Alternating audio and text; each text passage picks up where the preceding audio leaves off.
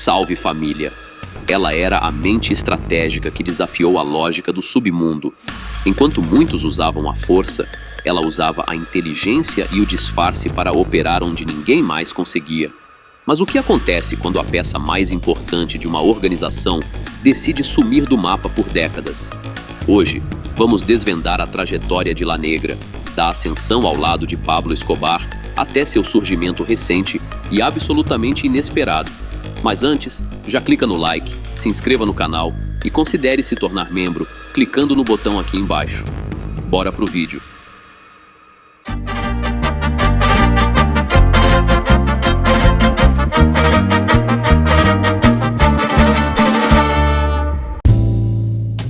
Dentro da complexa estrutura do cartel de Medellín, a figura de Vilma, conhecida no submundo por seu apelido, La Negra, exercia uma influência que ia muito além da força bruta. Ela se destacava por uma postura implacável, mas curiosamente, creditava grande parte de sua eficiência à sua própria essência feminina. Longe de se sentir em desvantagem, ela ostentava sua identidade com um orgulho quase desafiador. Vilma era conhecida por sua postura imponente. Cumpria cada ordem que recebia com precisão, movendo-se com a autoridade de alguém que sabia exatamente o espaço que ocupava. Sua presença era marcante, o corpo forte e a expressão sempre segura transmitiam respeito, e até certo receio, entre aqueles que conviviam com ela. Diante dos comparsas, gostava de reafirmar sua superioridade. Era comum ouvir de sua boca frases carregadas de autoconfiança. Eu sou atraente, sei me impor, penso rápido e aprendi habilidades que muitos homens não têm. Eles tentam parecer durões, mas por dentro são frágeis. Vilma não tolerava demonstrações de fragilidade. Para ela, chorar era sinônimo de fraqueza humana, algo que desprezava profundamente. Raramente se sensibilizava. Manter o coração blindado parecia ser uma de suas maiores armaduras. Quando revelava aos mais próximos algumas das situações extremas que tinha vivido, falava com uma frieza que impressionava. Descrevia episódios duros como se estivesse explicando uma receita qualquer, sem emoção, sem hesitação. Era como se o sofrimento alheio tivesse deixado de provocar qualquer reação nela. Vilma entrou naquele submundo ao se envolver com homens ligados aos sicários diretos de Pablo Escobar. À noite, costumava circular com eles, e em momentos de fiscalização policial ou militar, acontecia de pedirem para que escondesse certos objetos que não queriam carregar. Sabiam que as abordagens sobre mulheres eram muito mais rápidas, às vezes quase inexistentes, e isso abria brechas para que passassem sem problemas. Ela repetia sempre a mesma história. Dizia que estava indo visitar um parente e a deixavam seguir caminho. Fez isso algumas vezes por simples camaradagem, mas logo percebeu uma oportunidade. Entendeu que aquele favor tinha valor. A partir daí, quando voltavam a procurá-la pedindo para carregar algo por eles, deixava claro que nada seria de graça. Quer que eu leve isso? Tudo bem, mas quanto você vai me pagar? O que começou como uma busca por adrenalina e status social, logo se transformou em uma profissão lucrativa. Inicialmente, Vilma participava das operações apenas pelo prazer da companhia e das festas, mas não demorou para que ela percebesse o potencial financeiro de sua atuação. Ao se tornar cúmplice recorrente, ela refinou uma técnica infalível: utilizar sua beleza para manipular alvos masculinos. Com uma presença física imponente e um caminhar confiante, Vilma atraía olhares por onde passava. Percebendo esse magnetismo, seu novo superior, conhecido como El Chopo, decidiu dar a ela uma missão estratégica: a captura de alvos específicos. O método era meticuloso. Vilma solicitava recursos para se produzir com roupas de alto padrão e frequentar as casas noturnas mais exclusivas. Ela tinha trânsito livre nesses locais. Sua simples presença garantia a entrada imediata e privilégios que poucos tinham. Dentro do clube, o plano entrava em execução. Ela selecionava o alvo, geralmente homens que ostentavam demais ou falavam o que não deviam, e ganhava sua confiança através de bebidas e conversa. Quando a vítima já estava sob efeito do álcool, Vilma sugeria uma mudança de cenário, convencendo o homem a sair do local para ir a um ponto comercial próximo, como uma farmácia ou loja de conveniência. Era nesse trajeto, a pé, que a equipe de apoio de Chopo entrava em ação. Simulando uma abordagem violenta, os agentes rendiam ambos. Para que o alvo não desconfiasse da traição, Vilma encenava um verdadeiro espetáculo de desespero, fingindo ser uma vítima tão vulnerável quanto ele. Enquanto o homem era neutralizado e levado com os olhos vendados, Vilma saía discretamente pela outra porta do veículo. Minutos depois, ela já estava de volta à discoteca para apagar seus rastros, embora em certas ocasiões preferisse ficar para auxiliar a equipe no trabalho final. No fim das contas, o destino daqueles que tentavam parecer maiores do que eram estava selado pela frieza de Vilma. O destino das vítimas variava conforme o humor e o interesse do grupo. Na maioria das vezes, os homens que Vilma atraía acabavam enfrentando consequências extremamente duras. Outras vezes, eram simplesmente deixados em áreas isoladas, amarrados, à espera do que viria depois. Mais tarde, o grupo voltava, os encontrava e aplicava uma espécie de aviso final.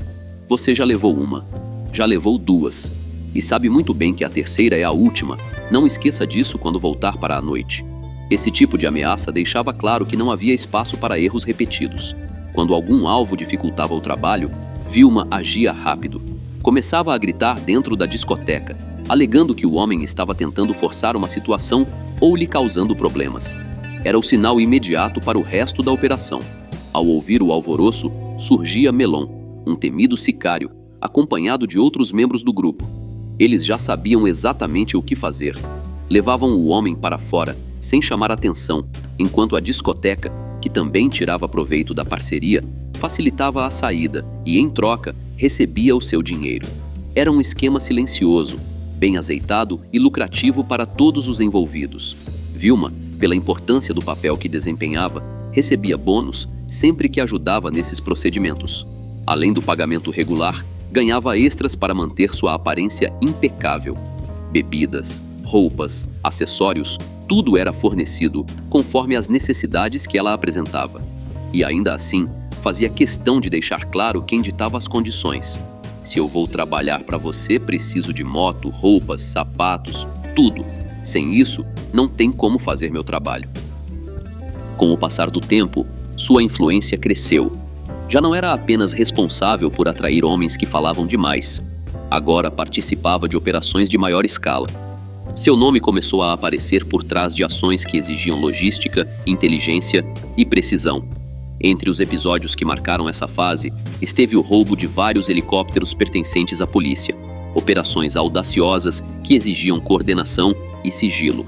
Também esteve envolvida no sequestro do político Juan Gomes Martínez, numa época em que o país vivia tensões e disputas internas constantes. Além disso, participou indiretamente de um atentado equivocado direcionado ao então governador de Antioquia, Antônio Roldan Bettencourt. Também esteve presente na operação que resultou na queda de Esperanza Haas, esposa de um influente contrabandista. Esses eventos consolidaram Vilma como uma peça central em ações consideradas de alto impacto. Ela deixou de ser apenas uma colaboradora para se tornar uma figura essencial, alguém que o grupo sabia que poderia acionar quando precisasse de frieza, audácia e completa ausência de medo. Além de atuar nas operações de campo, Vilma também dominava uma área que poucos ousavam tocar: o uso de explosivos. Ela e Cuco desenvolveram juntos diferentes tipos de carros-bomba para ataques, entregues diretamente aos homens de confiança de Escobar. Era um conhecimento técnico, perigoso e extremamente valorizado dentro do cartel. Durante esse período, Vilma acabou entrando em um relacionamento destrutivo com El Chopo, um homem violento, instável e temido. Para os que conviviam com ela, era quase impossível entender como uma mulher tão firme, tão fria e tão acostumada a enfrentar riscos podia se submeter a uma relação marcada por agressões constantes. Sua personalidade combativa não combinava com a situação em que havia caído. Em algum momento, perdeu o controle emocional e aquela versão forte que todos conheciam começou a se contradizer.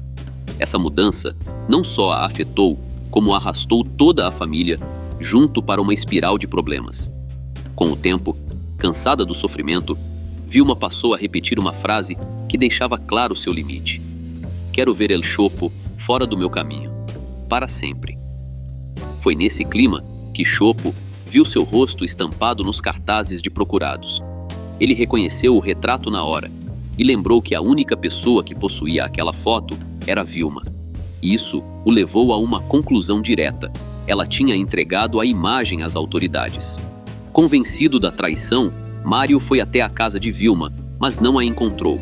Em vez disso, capturou seus irmãos, Maritza e Diego. Durante o sequestro, Maritza, nervosa, mas determinada, confessou: "Eu entreguei a foto. Você virou um pesadelo para minha irmã e para toda a nossa família." A resposta de Chopo foi imediata e implacável.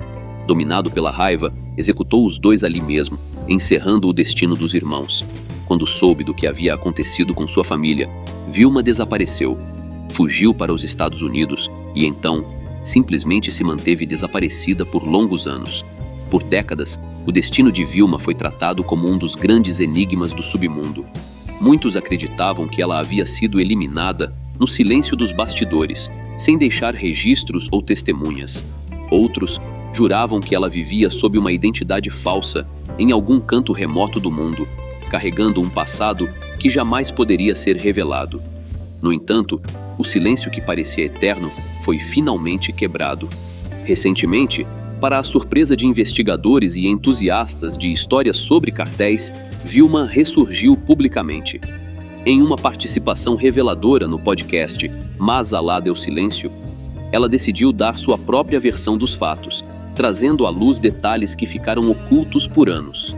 Sua reaparição não apenas encerra o mistério sobre seu paradeiro, mas adiciona um novo e complexo capítulo a essa história. Vilma deixou de ser uma lenda urbana do crime para se tornar uma voz viva que confronta o próprio passado, provando que, mesmo após tanto tempo, certas histórias se recusam a ser enterradas. O reaparecimento de Vilma prova que as sombras do cartel ainda têm muito a revelar. Mas, se ela era a estratégia silenciosa, o homem que vamos apresentar agora era a força implacável por trás do Império de Medellín. John Jairo Arias Tascón, o Pinina. Conhecido como a mão direita e o braço mais fiel de Pablo Escobar, ele foi o arquiteto de operações que mudaram o destino de um país. Quer entender como um jovem se tornou o pilar de sustentação do maior traficante do mundo? Clique no vídeo que está aparecendo agora na tela e conheça a trajetória sangrenta de Pinina. Obrigado por me acompanhar até o final. Nos vemos no próximo episódio. Até a próxima.